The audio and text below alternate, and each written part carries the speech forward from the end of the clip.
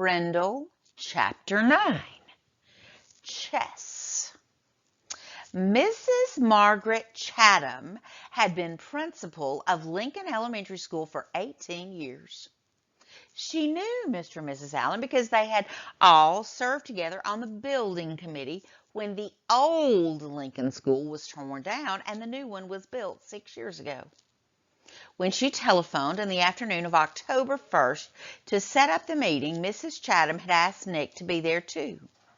It was 6:30 when she knocked, and Nick opened the door. "Good evening, Nick," she said. No smile. "Hi, Miss Chatham," said Nick, backing away as she filled the doorway. She was a large person, as tall as Nick's dad, with wide shoulders. Nick guessed she would play linebacker on a football team because that's what his dad had played in college. "Hello, Mr. and Mrs. Allen," she said, stepping into the living room. She was wearing a long black raincoat with a red silk scarf tied loosely around her neck. She kept her coat on but took off the scarf and tucked it into her left pocket. She shook hands stiffly with both of Nick's parents before sitting down on the chair to the left of the couch. Nick's mom and dad sat on the couch, and Nick sat on the rocking chair that faced Mrs. Chatham across the low coffee table. "This is not an easy visit for me.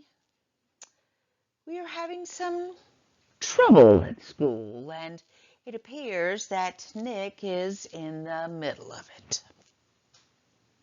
Then, while Nick's parents listened, Mrs. Chatham laid out the story as she saw it.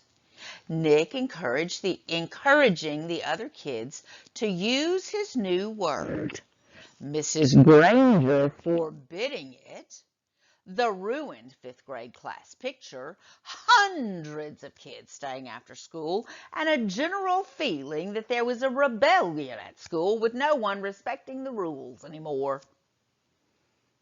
Nick watched his mom and dad while Mrs. Chatham talked, looking from one face to another. His dad was listening carefully, nodding and frowning. He looked embarrassed about the trouble, but his mom looked kind of annoyed.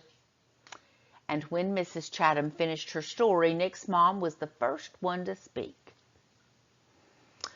"But doesn't all this seem like a lot of fuss about something pretty silly?" Nick sat quietly, but in his mind he shouted, "Hurrah for Mom! Hurrah for mothers everywhere!" His mom wasn't annoyed with him. She was annoyed with Mrs. Granger. Maybe even annoyed with Mrs. Chatham. This was getting interesting. Mrs. Allen was still talking to the principal. "I mean, is there really any harm in the children making up a funny word and saying it? Does there have to be a rule that a word like this may not be used?" Mrs. Chatham sighed and said, "Yes, I suppose it does seem silly, but Mrs. Granger thinks that it's rather like keeping children from saying ain't.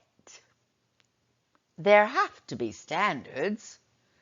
That's why we have dictionaries, and really the problem isn't so much the word itself, it's the lack of respect for authority." Mr. Allen said, "Mrs. Granger's right about that. There have to be standards. We can't have kids walking around saying ain't, can we?"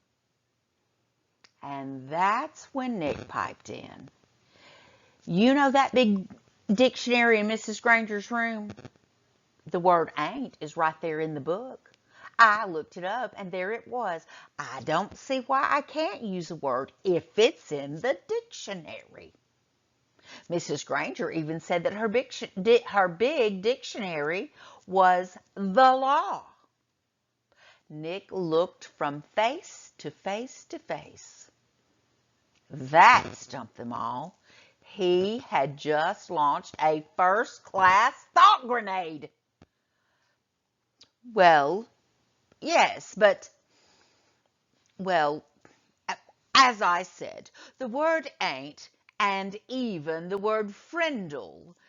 These are not the real issue here, said Mrs. Chatham. Mrs. Allen said, well, I think the real issue is Mrs. Granger's reaction to a harmless little experiment with language. It's an overreaction. Don't you think so, Tom? And Mrs. Allen looked at her husband. It was Mr. Allen's turn to look from face to face to face. He was lost. Yes, well, sure, I guess so. I mean, it's not like anybody's been hurt. I mean, it's not like vandalism or stealing or something like that. His sentence trailed off, and he rubbed his chin and stared thoughtfully through the